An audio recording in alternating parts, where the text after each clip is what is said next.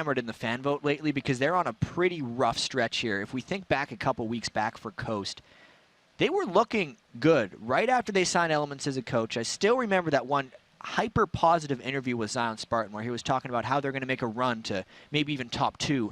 But ever since that moment, they've just been on a slide, and it needs to stop here if they want to make the playoffs. And a lot of these teams share a good amount of champions, the Zeds, the Zacks, some of the Rumbles coming in. We'll have to see how they actually decide to go through champion select, because Cloud9 can continue to play the way they have. Coast, Nintendo Deck says they play well under pressure, but this is where they have to pull out all the stops. Yeah, you can't really imagine any more pressure than this. If they're waiting to the last minute, they may have already waited too long, because it's not an easy task, even if you're under pressure, to beat a team that has a legendary record like Cloud9. And Cloud9 has actually banned out the ribbon, which is something Zion Spartan had his first loss with this Super Week, but it's still something that he is prevalent on. And getting him the Shen is actually a very good sign for Coast. It will create the global pressure we've really been seeing only coming from Karthus and Shen. TF hasn't really been making presence or a splash in this Super Week. And Shifter is actually someone who has been playing a bit of TF, but specifically back in the 3.9 patch, TF did get a number of nerfs, also his gold card got changed once again in this most recent patch, so it's something that Cloud9 is going to take on, and we get to track that one right here. They will actually take it just off in the wing there. He says, all right, we'll play it. So they lock that down high, going to be grabbing in Twisted Fate on this matchup. The last time these two teams played, it was a back and forth of, can we grab yours? Shifter had Zed instead of High in their last match. So, like I said, these guys are going to be trying to poke at each other's champion pools. And there's also a really good chance that they pick that to just block Coast from getting the Shen TF combo that teams like Vulcan have talked so much about, being just map-wide domination. If you get a bit of an edge and you have the double global power of Shen and TF, it really restricts the opponent's capability of coming back in a game, and that's one of the smart reasons that they've picked that TF, most likely for High. Even though High hasn't had amazing games on TF, he's still a solid TF player, and he recognizes how to play him. On the other side, we have Nintendo Dex going for his most chosen jungler, bringing that Jarvan back into the game. Should be number 11 for him on the year. We'll hear about how some of the players enjoy choosing single champions throughout how they play, and Jarvan kind of gets a to-do in there. Daydream and Blitzcrank too. Daydream and picking up Blitzcrank. We have to remember when Daydream came in, it was kind of the unorthodox supports that he used. Now Blitzcrank isn't. He used the least to get his first quadra kill in the game. But Blitzcrank is one of those play-making supports that you can consistently do that with. And for Coast, it's a very good pick against Cloud9, because we talk about how Blitz is a very make-or-break champion for Coast, and that's what Coast has to do right now. I don't think they can expect, or they shouldn't expect, to beat Cloud9 just in a straight-up brawl. They're going to really want Daydreaming to make a huge amount of plays to make this work. If my memory serves me correctly, this was the Blitzcrank to steal Meteos' buffs away, and then Meteos still had a good game on Nasus. That was Daydreaming's Blitz, right? They played that duo mid. That was actually, I know this was the very first game of the split, and it was Dignitas against Cloud9. Dignitas stole like both of his buffs, and Meteos was still able to come back. Toy did it. And yesterday I'm still remembering Meteos just eating a game with Eve. He just took complete control of it. That was pretty scary. Trying to be all over the map on the high farm carry type junglers. And this is a Nocturne who would be able to do a similar thing for him if he can really get going. So I'm personally excited to see how he tries to farm the game here with Nocturne. So we actually see Kennen being picked up quite a bit coming into this week. It was played the last time Cloud9 put their composition together versus Coast, and it seems like they like that overall pick. With the Rumble being out, Balls has had to switch things up. We've heard about his hot and cold with Shen. Won't get a chance that game. So he's back onto Kennen. As we see, if that is a locked-in Renekton, that's twice in a row Zion Spartan plays this versus Cloud9. They're not messing with this, but they are, because that is a bruiser-centric team. The reason I was like, there's no way they'll pick Renekton is because they already had Shen. So this is either a... No, it's got to be a mid-lane Shen or a mid-lane Renekton. One of the two. All right, I like it already. Or, no. Now it makes sense. Okay. It's foolish of me. Take your time. Blitzcrank, Caitlyn middle. Because they talk about how you need that for extra buff control, and back when Daydreamin first started playing Blitzcrank, he said that's the way you run him. You have to run him there because you want to steal the other team's red and blue buffs. And then they just pick two top laners because they're going to be doing side lanes anyway. And then they just hope to bring so much tankiness to a team fight that they can overwhelm Cloud9. I'd be surprised if Elimination clicked off anything but the almighty disengaged support of Zyra Considering right now. Coast is just a bunch of melees. Considering this team, is melee and is going to be up in your face instantly. Each one of them coming in with their own gap closer. And if the gap's not closed, then not Shifter, but Daydream is going to bring you right into the fight. Oh yeah, and Elimination also has his trademark heal summoner spell because he knows how clumped these fights are going to be, and there's not a huge amount of burst damage on Team Coast since they are all on those fighter tank type champions. Heal, Elimination has said many times, is one of the best late game summoner spells, and this could maybe secure something for Cloud9 if it ends up getting to that point. This will be a very interesting game. It is going to be a very interesting game, and the fact that since we're seeing so many champions that are going to require gold, how do you facilitate that in a game where, you know, Kobe said yesterday, when you get that sort of MMO composition of that healer mage, the damage dealer, the tank, it works out better overall because you're not putting your eggs in one basket. Yeah, I'm still very curious about how Coast is going to be able to farm this. I want to see Shifter's Renekton specifically and what Cloud9 tries to do against it, whether Cloud9 is just going to try and match and put their AD carry support in mid and then really put High's Twisted Fate at a disadvantage because he's going to have to go into a side lane, or if Cloud9's just going to play with the mismatched lanes and rely on Meteos to equalize. Well, they have an absolutely amazing composition to stop anybody from getting to the back line of Twitch. The Stranglethorns to pop up. You also have balls to just throw Slicing Maelstrom in that fight. So all those melees are going to be sitting in spray and pray for the entire time. But if these lanes get bruisered down as we think they were, I don't think Cloud9 is going to get to that fight phase. And that's where people say Cloud9 is vulnerable, is the early game. Yeah, and I don't know about that. I don't know if Cloud9's vulnerable in the early game. I don't know. Skara said it in their interview the other day. Vulcan finds all of their wins off of Cloud9 in the early game. And we can think about it, though. Cloud9 has lost 3 games all year. 2 of those games, they gave up 2 kills at level 1. And the other game, they fell far behind Vulcan, but then still almost came back. So that's not, to me, that's not so much early game. Right. Even though, to me, level 1 is before the early game. Because that's before the laning phase even starts. If someone could take advantage of Cloud9 at level 1, yes. And that could be what Coast tries to do here with the Blitzcrank. Zion Spartan and team are moving quite diligently here to this center portion of the map. They're not going to go for the top side. They're going to try to get in fast. A ping coming out is going to allow them to know that they're coming in. So High will kind of spread all the way down to the turret, and they're going to just take over this blue. Probably going to walk their way out after the vision. Yeah, Cloud9 needs to make sure they play this one smartly. And Meteos, I want to see what plan he's hatched for himself to prevent Daydreamin' from messing with his buffs early on. Nocturne doesn't necessarily do well when he's denied either the blue or the red buff. He actually needs both of them to have any kind of real presence early game, and it looks like Coast is trying to take control of both sides of his jungle, so there could be some very heavy denial planned from Coast team.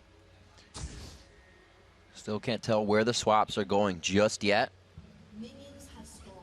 We'll have to see how Cloud9 decides to figure this out as well. It looks like they themselves are going to want to run the standard lanes with the AD support in the bottom lane. I'm sure they expect Blitz and Caitlyn to be mid. That's almost told by the It's almost a given, yeah, since they're running 2 melees in the side lanes, and you typically don't put melee tanks in the mid lane at all. And this is Meteos' plan as far as it seems. And it actually looks like, as long as nothing changes, this guesswork is mostly appropriate.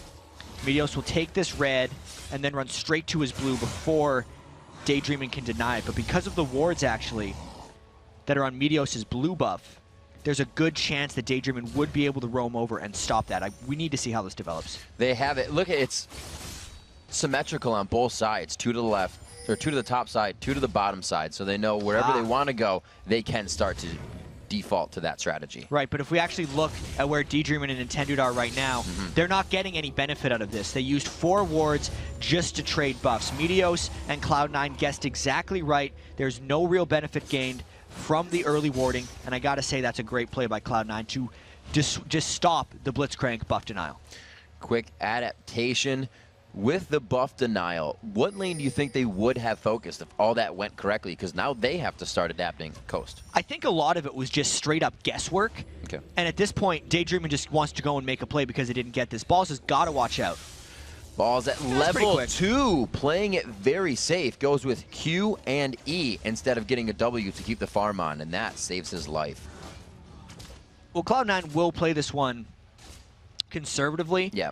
And it was a fairly obvious tell that Daydreamin had left the mid lane quite a while ago. And it basically told Balls to play as conservatively as possible against Shen. Does it have to become a thing now that you have Blitzcrank mid? Do you have to roam with this? Does it kind of go to the wayside if you don't? You don't have to roam, but you definitely want to, because that's the biggest strength of Blitzcrank. If you're not making plays or denying with Blitzcrank, he doesn't bring much outside of his hook in the team fight. The hook can be completely game-changing, but outside of that, if you're not making that work, you're not bringing much. So we turn it into the 1-2-2 here as the defense is set up by Coast. Looks like we got the Bruiser lane bottom versus the AD carry and support. It's a pretty dangerous lane down there for Twitch and Zyra. There's a lot of closing and fighting potential with a double buff Jarvan and a Renekton down in that bottom lane. Meteos making his way towards the top side. Don't regularly see him come out on Nocturne in the jungle, so it'll be interesting to see how he takes this game into consideration. Already foiling the try of Coast to deny buffs in the early game. Off from there, looks like, again, we're going to see Daydream and try to get that roam on. Yeah, Daydreamin's going a lot of up and downs, not much happening, and you can see again Meteos is kind of power leveling himself, trading or sharing farm in the mid lane with High so he can hit level 6 as quickly as possible and make his presence felt. He's outpacing actually Zion Spartan at this point, to give you an example of how quickly Meteos is farming on Nocturne. We still have to remember very shortly we will have the level 6. That's the Stand United. That's Meteos coming in with the Paranoia, that quasi-global ultimate rather. And Dragon may be a priority for these teams. We see Coast, whenever they play against Counter Logic Gaming, they have their hands all over objectives. A good flash, but the rocket grab. High could be going down for first blood. He tries to turn it around. The cleanse on the Ignite keeps MashMe alive. Good timing on the cleanse by MashMe, and it ended up burning the extra summoner spell in a sense on High. Timely gank by Nintendude, and it delays Meteos' plan, because Meteos was actually going to try to hit 6, clearing the jungle, and then come in blind somewhere before the enemy was ready. But that can't happen now since since Meteos has to cover the lane after High's demise. A quick 5-minute kill here, but 7,000 is what the gold reads, even on both sides. So a lot of that has to do with just Twisted Fate. His passive no longer gives him the global gold, but it gives him more individual gold. So it's still going to inflate the overall gold totals minion kill wise. Hello. Such patience by Daydream, and like I said, he came in with his first game on Elise for a quadra kill. When he is on the Playmaker champions, he makes it happen. But then Zion Spartan didn't get the taunt, and it was all for nothing. Yes, they burned the flash, and he was able to roam after the kill in the mid lane. He needs to continue to try to make plays like that. But if Coast wants to capitalize on Cloud9's early game, they can't make mistakes like that. If you land the hook, you've got to be able to capitalize with a taunt. Wasted opportunities are only going to start to hurt you. Daydreamin has been making his way around the map. Yes, he's 3 CS behind Lemon Nation, but if you can't get Blitzcrank in some kind of a tanky form as you get into the game, pulling people can usually be a bad thing. Daydreamin's going to have boots of mobility and a Sightstone, and that's what he's going to build on Blitzcrank. And at that point, he's just going to be building oracles because he needs to get the vision deny.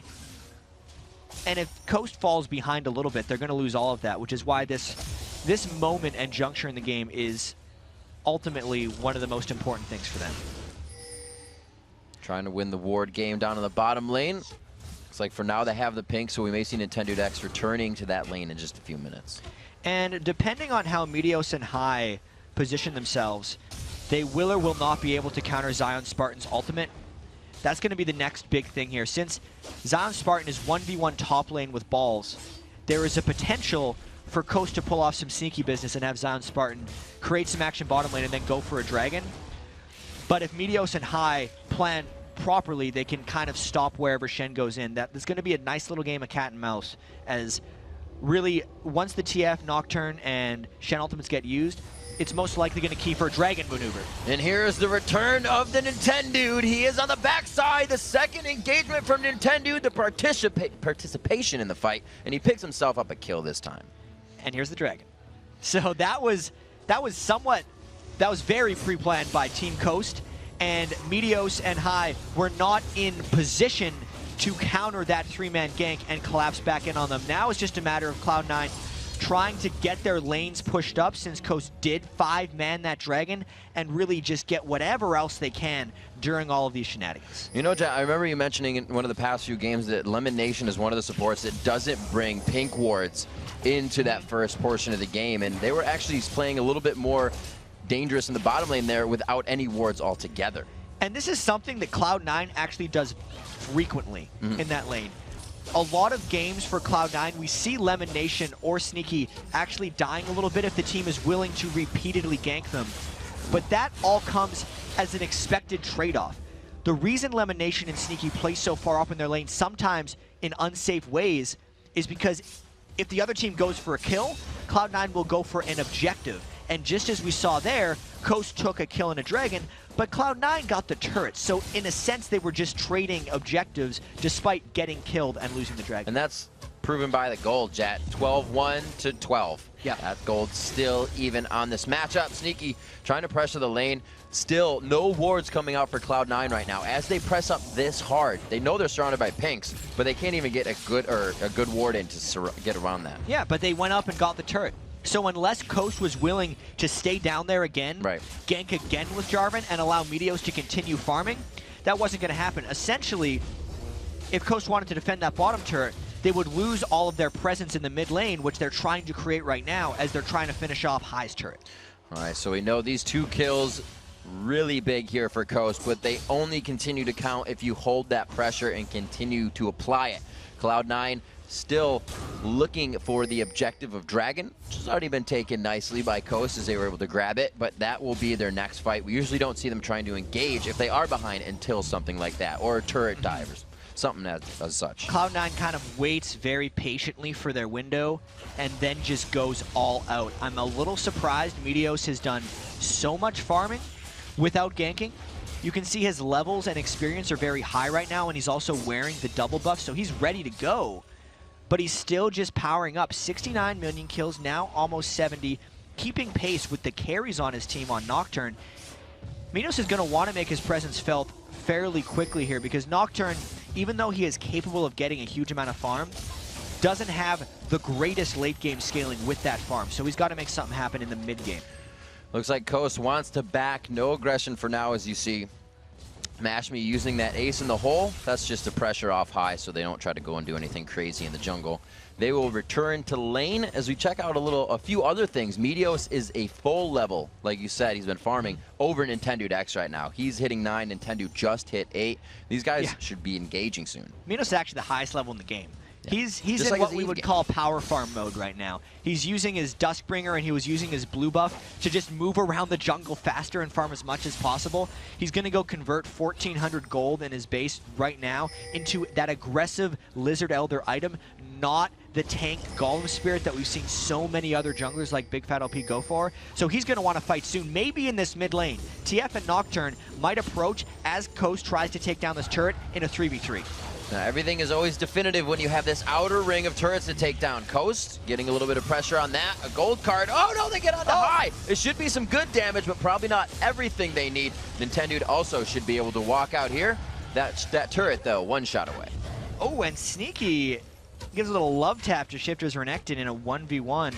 That mid lane fight may have happened if I did not get hooked in, but that's just not a way Cloud9 wanted to start the fight. They're still looking to make something happen because they know that they're kind of winning the other 2 side lane 1v1s, so they want to at least stall out in the mid lane. Losing the turret is actually not a great outcome for Cloud9. And still evens up the gold once again. It's just creeping in favor of Cloud9, and then they just got some investment plan going on. Yeah, it definitely appears like Cloud9 is slow playing this one a little bit, which is somewhat unlike them, but I do feel like they're just waiting to pounce.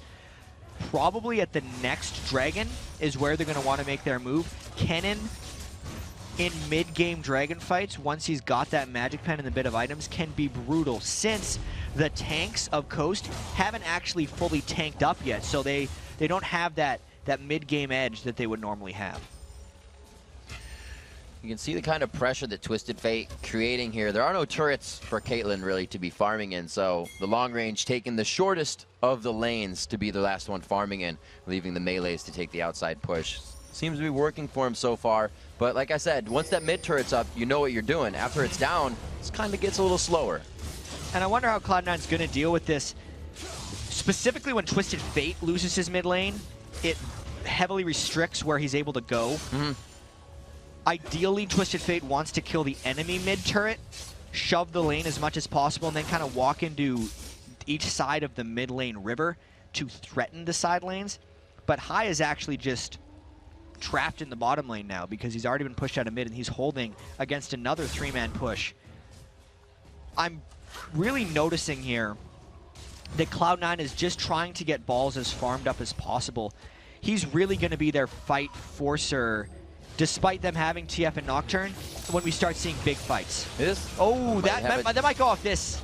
Meteos just on the back side. I thought we were going to see the Nintendo Cataclysm, but I feel that they didn't have enough vision, maybe, they were thinking, and we're going to back off of this. With this kind of, we'll say, version of Twisted Fate that Hai is playing, it's not one that he can Destiny in and assassinate somebody out. What's the role he can take on now that he has this entire tanky team he's got a Destiny? It's a lot trickier for him. I think he actually wants to play mostly in the back line, stunning and kiting backwards when we see the team fights. There's Cloud9. Pretty much home away from home for them, right in front of an objective here. Daydreaming on the backside, grabs through, gets it through the upright. Here's the fight. The Dragon goes to Meteos. They go into the fight. Shifter's getting some big damage onto him, and Sneaky is on the outside. The spray and pray is just lacing Nintendo right now. Mash Me, and this is where the ultimate comes in, the end of the fight when they want to control and continue the engagement. Oh, is he going for this? No, he's going mid. I was like, is he going to go in with no gold card and get him there? That was just strong planning by Cloud9. They knew they gave up the first dragon, and they essentially traded it for turrets, but then balls roamed down to the bottom, and as we said, he was going to be their instigator for when they really want to fight. And since Coast hadn't hit their big items yet that they want on the tanks, Cloud9 actually won that fight by a good margin, even though they only looked like they got out with 1 kill for none. No one on Cloud9 was really in big fear of dying, and they picked up the dragon as well.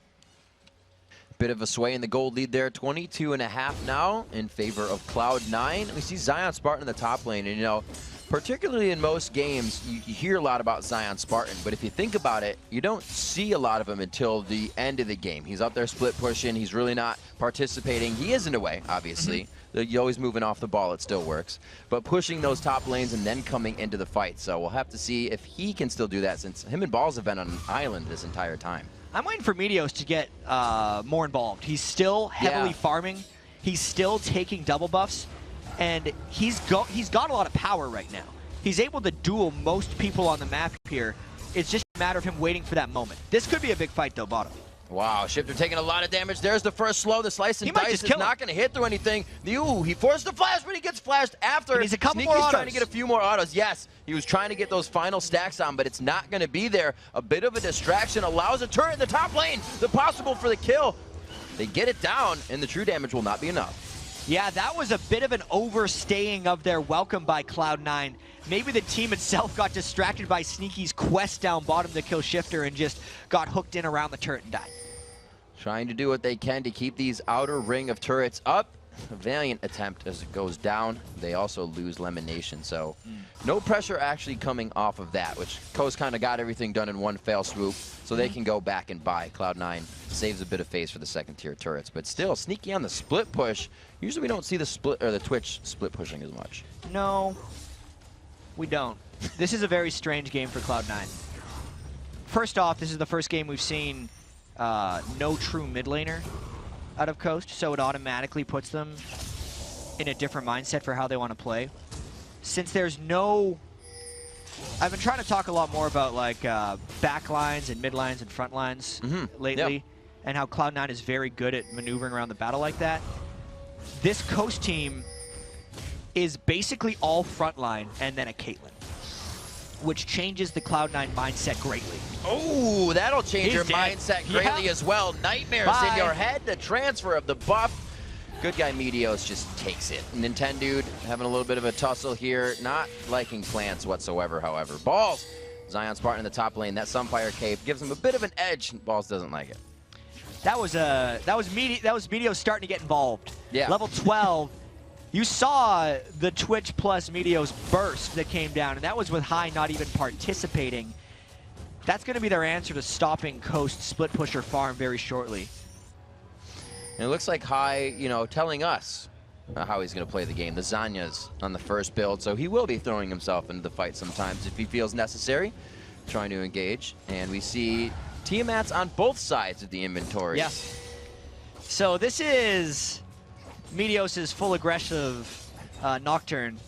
I really wish I remember the name of the player right now in solo queue, but there is a Nocturne player in very high elo who builds Lizard Elder and then Ravenous Hydra on Nocturne and just tries to fight people for the entire game, like Glass Cannon Nocturne.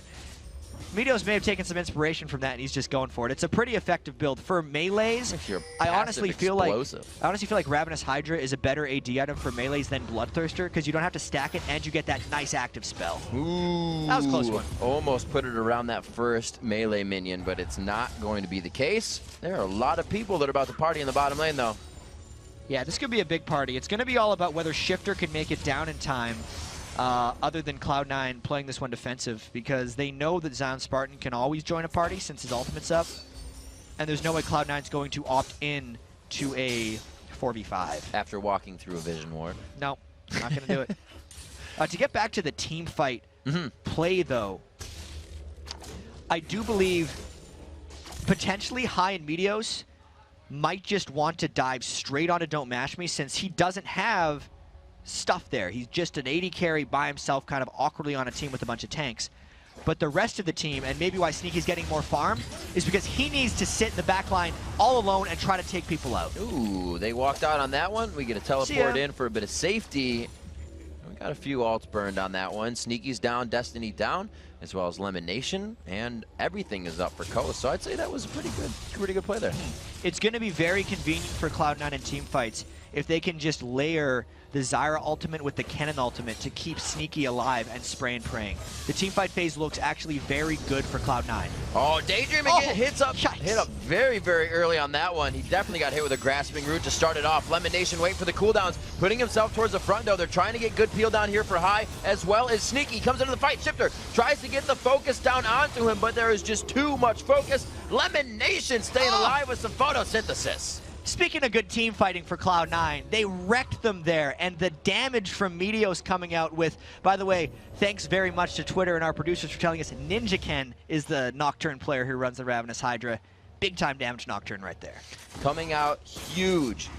Nocturne just with the AoE damage. We'll see how much it hurts and how the top lane actually went down as Daydream died on the bottom. Yeah, it didn't even look like much. Like, how did Balls actually, he got this turned around on him because he interrupted him while he was low, and Zion Spartan just killed him. So overall, it allowed Cloud9 to win the 4v4, but he sacrificed himself. He's a team player. Oh, twice. No, he's not going to go for it twice. He knows Elimination is just on the tail of High there. Double buffs as well approaching him, so it will be a tough escape. 21-20 into the game, 5-4. The gold lead slowly increasing. It went from 2 to 4K now of a deficit for Coast. And 3-2 in turrets means those outer ring of turrets has been pressured down, and Cloud9 is going to be looking to engage these fights and get a little bit more. They may just be trying to create a bunch of containment in Coast jungle right here, I think is the right word for it, because Meteos' ultimate's almost up. High will be able to teleport in, and they've shown that they can kind of dominate in some team fights here. Since Meteos has the benefit of just killing a squishy, as long as he can actually dive through the front line of Coast. It's allowing him to build Glass Cannon Nocturne without getting punished, since there's not actually a bunch of people that will kill him as long as he's smart with the way he goes in. This is another fun carry jungler game for Meteos. And if we kind of, we're 22 minutes in, but we can start to look at what happens, because these teams are obviously going to start playing for a turtle. If the second tier turret goes down, if they get the beef that they want onto Coast, will they just start to be able to walk over Cloud9? Maybe, but probably not, only because of how well Cloud9 finished their pick phase. When Lemon Nation picked Zyra, on top of already having Kennen, plus just having Twitch to AoE down, it's so difficult for their 3 tanks to dive in, Shen, Jarvan, and Renekton, and not just get caught up in all of Zyra's roots and obliterated by Twitch's spray and pray. Oh, obliterated just like this, possibly, but it's going to be a 2v1 as he calls for some help. Shifter gets himself away, a few ultimates used for a few ultimates. Trying to be sneaky running into that push with Shifter, and it worked out because it burned everything for just the Nocturne out. Now they're able to create some turret pressure. Again, you see Mashmi, his style of Caitlyn play is pretty much use that ultimate when it's up, get the pressure damage out, knowing that Lemon Nation's going to be towards the front side of that fight. The more the damage on him, the less he can disengage quickly. Zion Spartan balls again on this island in the top lane. These guys are on vacation right now. Yeah, and that vacation is going in the favor of Zion Spartan. That's probably the only positive thing the Coast has going for them this game, is how Zion Spartan is winning that split push battle with balls. It's now a matter of the rest of Coast not losing these 4v4 scenarios that actually, if we remember, happened right here when they got obliterated in the team fight. No Nocturne ult up this time, but if Lemon Nation lands something, I wouldn't be surprised to see Cloud9 just go in head first. Daydreaming, pulling the balk out. It definitely gets high to walk around the corner, so they see their 4 strong in the bottom lane. Zion Spartan expecting a rendezvous with Kennen in the top lane in just a few seconds, as the bottom lane now being taken out. Coast is going to focus on the turret, but Nintendo tries to focus on getting a kill here. Decides to go back in the end. You got a little scared. You did get scared. They got the turret. They had no total problem, position. Nintendo. Nothing was there. Don't worry about it. There's no nightmares coming. You got another about 30 seconds on those. It's weird seeing Cloud9 react to things so quickly. Usually they're the one at least pushing a turret when they're losing a turret. They're having to defend a lot of things right now. But who knows? That could change in the next few seconds. That's Cloud9's play. They need Meteos to be able to go in, is what they need. They can't necessarily get a clean initiation without him. And I think that's why they had to concede that turret. That's tough. I'm just thinking, I'm like, all right, Meteos, I am going to Nocturne ult in to a Renekton, a Jarvan, a Shen. Like, yeah, he's going to go to the Caitlyn, and he's then going to force everyone else to go back. And if they clump like that, it would allow Sneaky and Lemon Nation to land all of their AoEs on top of them. It's all about forcing Coast into a ball so that the AoE can happen. Best way to do that may be to throw on the Destiny. They're going to try to rock it down. Mashmi over the wall. He positions himself great for no accidents there. Nintendo throws himself back into the fight. A valiant attempt by the jungler. It looks like they are going to continue the fight. Zion Spartan not making it to the fight, did he? Daydreaming and Shifter there. Mashmi, there's Spartan. He did make it past, but that means Balls is pushing the top lane by himself. And Coast is running from this. So good for Cloud9. They're going to continue the chase. They get the grab. That's the minion. Oh, man. Oh, it's a little bit of gold, but not what they wanted in the disengage. Balls has the turret to half health in that top lane. A kill onto Zyra. A quick run in from Mashmi on the side. Nobody sees him, and he gets out stealthily. It's going to be Daydreaming to overdrive his way out of this fight. And Cloud9 wants to continue this as long as possible because Balls is just happily split pushing the other lane. I have to give a shout out to Meteos in that fight because he just ran through the lane after he overdove and is now healed up so much thanks to his lifesteal. That was a brilliant fight by Cloud9. He has finished that Ravenous Hydra. Looks like he's just going for more damage after that as the Lich Bane coming out for, of course. Yeah. As High has finished that, that means their turret taking, or turret aggression is going to be turned up a little bit more. And we saw Destiny, they really kind of just walked that one in. Like, a lot of the ultimates are just being used to put fear in Coast right now. So we could really see in broad daylight. Oh, look out, Balls. Is Daydreaming going to land a hook? He's going to try. He could have it. Boom. Left or right? Oh! Shot it right. He went left. Sun was in his eyes. Yeah. Anyway, we're talking about the initiation patterns by Cloud9.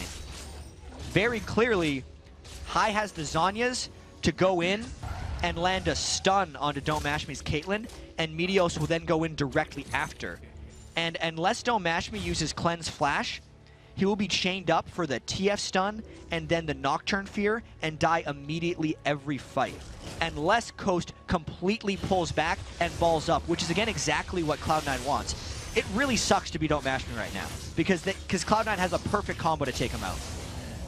He was forced to run Cleanse this game, so really everything It would be barrier if he was not, but that defensive, oh, going into the Nintendo. This is the second time they've really gone on him after not getting a first target. We saw Mashme flash in the last fight, but they said, we could take Nintendo down, let's just do it. Yeah, Mashme wasn't there, so they just took anyone. But they had. You can build as many take on him as you want, but with all the damage that Cloud9 is building and all the catch potential, they're still going to die, which is, Coach really needed to get a lead with this game or maybe turn it around here. This is their real only opportunity, and this is a very dangerous Baron by Cloud9. They're looking for a fight. Stand United coming in from the bottom lane. Shifter gets a little bit of help there. Can he continue to call the meek and slice and dice around? He goes down, turned into a briefcase, and Mashme try. Oh, I was like, well, I get a little close there. You have long range. You don't have to attack. A headshot into the next one. A double kill coming up for Mashme.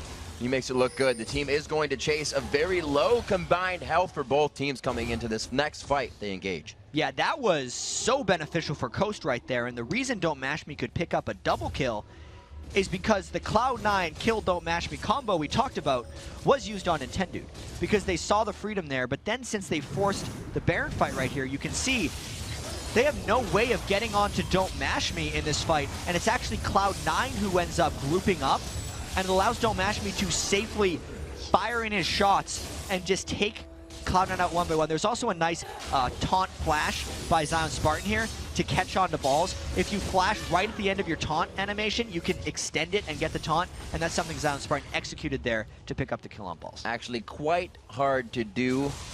Not for beginners. Yeah. Not something you should try the first time in a ranked game. 9-7, 30 minutes into this one, a 7,000 gold lead. The Coast needs to close quickly. Cloud9 does not let up once they start climbing those stairs, and right now they are sprinting to the top of this game. Looking for another win. A loss for Coast here. That puts him out of the playoffs. Puts him out of the playoffs and solidifies quite a few things in the standings. It is a huge moment right now for Coast. Whereas Cloud9, they obviously want to win, but just the differences in how much these teams really need to want this is so far off.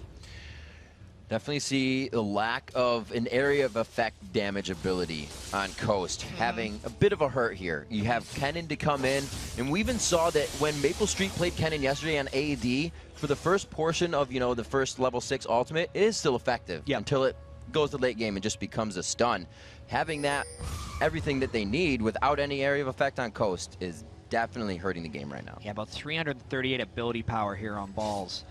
Only going to get more. I think he's actually going to be going for a death cap with that next needlessly large rod item. Despite being 0-2 and 3, he has an amazing presence in team fights.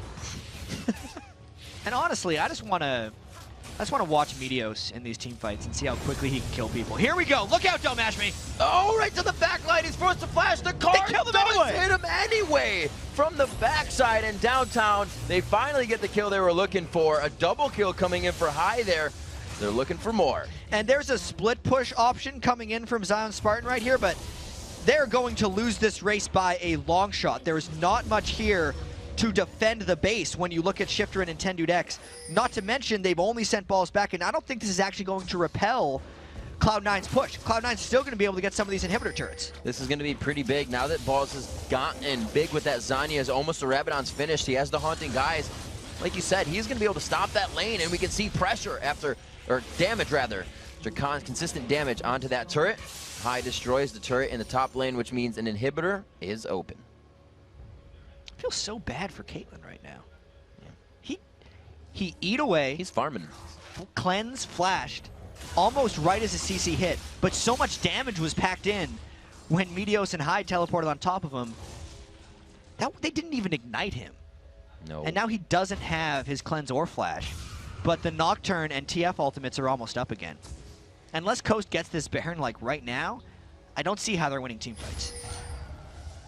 It's hard for Mashme when you're against multiple front-end bursts of damage that can be followed up by more bursts of damage. And it's also because, like, if Coast had an Orianna or something, or a typical mid-lane caster, even an Ahri, they could shut down some of that. Because if you're diving straight on, like, just watch how fast he dies here. The damage hit him all immediate, and I think the card gets him. Yeah, he's not. No! Okay. Right at the last second. Sharp cards. Yeah. He is a card master. Yeah. Double Lift would be proud. 32 and a half minutes. We're over kind of, actually the Cloud9 average went up a little bit, so we're probably still approaching that. 53,000 gold to 44,000 here. 7-4 in turrets. Cloud9 faltered a little bit in the beginning, allowing Coast to get a few kills, but they have found their bearings now and are cleanly pushing down every single lane. Now looking at only inhibitor turrets. Coast coming in with a huge AD composition to start this match off. The AP coming from Daydreaming on Blitzcrank, and it so far hasn't worked out as well as they hoped. Yeah, as soon as I mean, if Don't Match Me thinks about coming up, you can see where he's standing right now. Like, he wants to be able to run back into his Nexus turrets. Even that small amount of poke that just landed on him from a TF card could just mean death for him. This is hyper dangerous. Ooh. Coast really wants to land a hook, so Cloud9 doesn't have control over this initiation. High just flashed. They're trying to go in, and Tenudex is separated from the Strangle Thorns. Ball throws down. The Zanya's double kill coming in. The third and the fourth kill coming in, and we're going to see the ace finalized in the matchup. They are going to go for the Nexus. Well, that does it. There's your glass cannon how-to by Meteos and High. That's how you want to Nocturne now. I want to go and play that right now. Congratulations here to Cloud9. Another win. And this does mean Coast is eliminated from the playoffs. Well, Jet, you have a chance after we cast a few more games today because it is the final day of Super Week and we have a lot more action to go. Just like this, Cloud9 coming back. Like we said at the beginning of today, they are in first place for every day of the summer split so far and will stay there. That was another good Cloud9 game. Yeah, they have such an amazing record now. That puts them at 24-3. It could. You know, you say that's like our first question when people come up here in the beginning is like they win their first game. So what is it gonna be? It was like 27 or 28 no? 27-1 if you lost one. They got a chance at 25-3, which is a good pace. The best record in the last split was Fnatic at 22-6. Now they're 2 over that. So they're already distancing themselves quite a bit. And it's putting some lofty expectations on Cloud9 as they move into playoffs and approach Worlds. They're such a jovial and happy team. You know, the other day I was talking to Jack, and I was like, this was actually quite early in the split, and I was like, you know, how is everything? Like, how do you get these guys so motivated? And he's like, you just mentioned food. Like, literally. Because remember, they had the boiling crab. They went for barbecue last night that they were tweeting all over the social media. Yeah. So these guys are definitely, they work for peanuts. When I went down to their house to do the interview with High, the whole thing Meteos kept talking about was how he wanted Alex Penn to get him Chipotle for like hours. He just loves going there. They love food. They love food. They love food, and they absolutely love winning. Yeah, they have to love League of Legends. Everyone does. All right, guys, we got to take a short break, but when we return, we'll be joined by Cloud9's coach and analyst, Alex Penn. All right, welcome back, everybody. I'm here with Alex Penn, the analyst for Cloud9. So congratulations on another win. Thanks. And it seems like your strategy hasn't really changed that much with 310 because you guys did give up the first kill still, but you got the first 2 turrets anyway. Right. The tower nerf, or buff rather, just forces us to wait longer before we can start taking towers. We don't have like the 3-4 minute pushes with like Nasus and stuff like that, or even with like a Jarvan or, you know, the heavy push comps, because you just can't do the damage. You can punish a little bit. You see teams still doing the dives like CLG where you do the 3-man dive, but they're still not taking towers off of that even if they get the kills. So it delays the push, but it's still an objective-based game. Do you guys focus more on any other objectives in the early game then? Maybe like Dragon or something, which has not gotten... Yeah, Dragon's definitely way more valuable, and that's why we're going to see a lot more 2v2s in the bot lane, because Dragon Control is just way more important than the 2v1 pushing, which is basically how I feel Riot intended that to work. So definitely more 2v2s and definitely a little bit slower objective pushing. Okay, so that was slow, the objective pushing, but also in that game was a little bit slow. Meteos coming out of the jungle. He stayed in the jungle a very long time, farming up for his very fun carry Nocturne build. We attributed a little bit to Ninjakin on the solo queue, but to my knowledge, every time I played against him, he would go into Blade of the Ruined King instead. The Hydra just seems like something completely out of left field. What went into that? Was that from you? That was definitely not me. Meteos came out of the booth and just said, how'd you like that build? So I think he was just having fun, you know, going for a different unconventional build to test the limits of Nocturne. Meteos does not like to come out of the jungle unless he knows he's going to get a gank off, right? So like he's very efficient when it comes to farming, and he doesn't like to wait around for ganks. It's more of a, if the laner knows he can get the kill, he'll call for the gank, and then that'll happen. So in that game, he just didn't have a chance to get a gank, so he just took his time and farmed. Built up the Meteos area of effect Nocturne special there, I guess. Now, what do you actually do as an analyst for Cloud9? A lot of people want to know what really goes into that type of job. Right. So if you see like Lemon's notebook, a lot of that is me getting the stats of what people are playing, when they're playing them, what patches they're playing them on, what we banned against them in previous games, what they banned against us. So I'd say probably about half the notebook is me writing stuff in it. And then we go into a prep after that where we spend, depends on the game, 30 minutes and up to 2 hours just working on different scenarios of picks and bans. What we want to ban, what we think they're going to ban against us. What we could get first pick, sometimes it goes to all the way through 5 picks on each side. Sometimes we can't predict that against some teams like Coast, where they have like such a wide range of champions that they've played over the season. So a lot of that. I also live with the team, so I'm sort of a team mom in a way.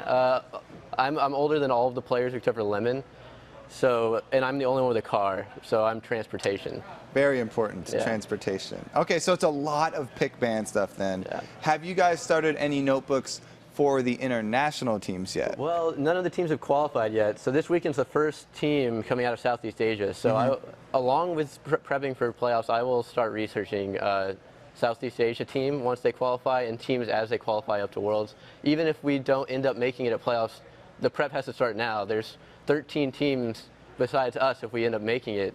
So, and we qualify at the end of this month with 2 weeks after that going into Worlds. It's not enough time to research that many teams. So you got to start as they qualify. Otherwise, you're just not going to have enough prep.